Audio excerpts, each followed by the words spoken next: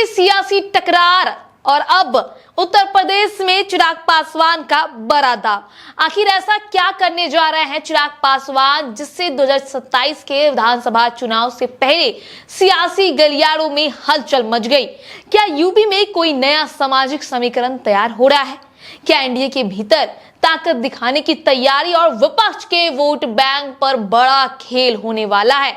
आखिर ऐसा कौन सा पोस्टर के जरिए सियासी संदेश दिया गया है यूपी में जिसने राजनीतिक जानकारों से लेकर जनता को भी चर्चा करने पर मजबूर कर दिया है? आइए जानते हैं चिराग पासवान की इस नई रणनीति की पूरी कहानी और इसके साथ ही उस पोस्टर के बारे में भी। नमस्कार, स्वराज पोस्ट देख रहे हैं आप, मैं हूं आप सभी के साथ आभा। देखिए, बिहार की राजनीति में जीतनराम मांझी के साथ बयानबाजी और सियासी खींचतान के बाद अब केंद्रीय मंत्री और लोक जनशक्ति पार्टी रामविलास के राष्ट्रीय अध्यक्ष चिराग पासवान ने उत्तर प्रदेश की राजनीति में अपनी मौजूदगी का जोरदार संकेत दिया है। 2027 के यूपी विधानसभा चुनाव से पहले लोजपा रामविलास ने ऐसा नारा दिया है जिसने राजनीतिक गलियारों में नई बहस छेड़ दी है।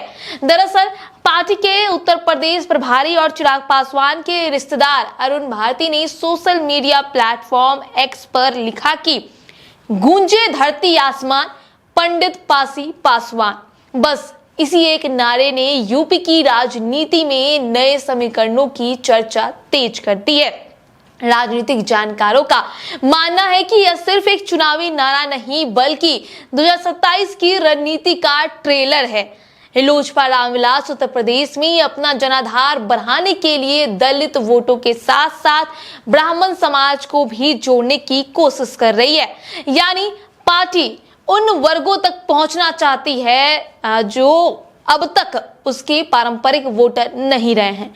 कुछ दिन पहले लखनऊ में आयोजित पार्टी के बड़े कार्यक्रम में खुद चिराग पासवान ने हिस्सा लिया था। वहां उन्होंने साफ कहा है कि पार्टी उत्तर प्रदेश की सभी 430 विधानसभा सीटों पर संगठन को मजबूत करने की तैयारी कर रही है।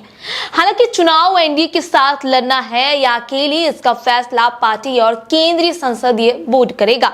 लेकिन सबसे बड़ा सवाल यही है कि आखिर इन नए नारे का राजनीतिक संकेत क्या है? उत्तर प्रदेश में पंडित शब्द सीधे ब्राह्मण समुदाय से जुड़ा माना जाता है जो लंबे समय से बीजेपी का मजबूत वोट बैंक रहा है। वहीं राजनीतिक जानकारों का एक वर्ग ये भी मानता है कि इस नारे का मकसद बीजेपी के ब्राह्मण वोटरों को तोड़ना नहीं बल्कि समाजवादी पार्टी के साथ जुड़े ब्राह्मण मतदाताओं को अपनी ओर आकर्षित करना है ताकि एनडीए का सामाजिक आधार और मजबूत हो सके। अब सवाल ये है कि क्या चिराग पासवान यूपी में सिर्फ संगठन खड़ा कर रहे हैं या फिर 2027 से पहले अपनी राजनीतिक ताकत का बड़ा प्रदर्शन भी करने वाले हैं? क्या पंडित पासी पासवान का यह फॉर्मूला उत्तर प्रदेश की चुनावी तस्वीर बदल देगा? और क्या बीजेपी को भी सीट बंटवारे में चिराग पासवान की ताकत का नया हिसाब लगाना पड़ेगा? अब इन तमाम सवालों का जवाब तो आने वाला समय ही बताएगा, लेकिन इतना तय है कि बिहार के बाद अब उत्तर प्रदेश की सियासत में भी चिराग पासवान अपनी एक अलग चमक दिखाने वाले हैं।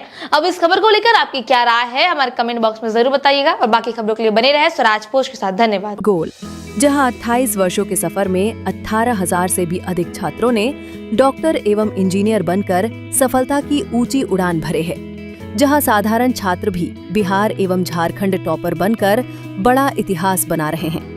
दूरदर्शी शिक्षाविद श्री विपिन सिंह के मार्गदर्शन में मेडिकल एवं इंजीनियरिंग के लाखों छात्रों के लिए आशा की किरण के रूप में गोल, द रिजल्ट फैक्ट्री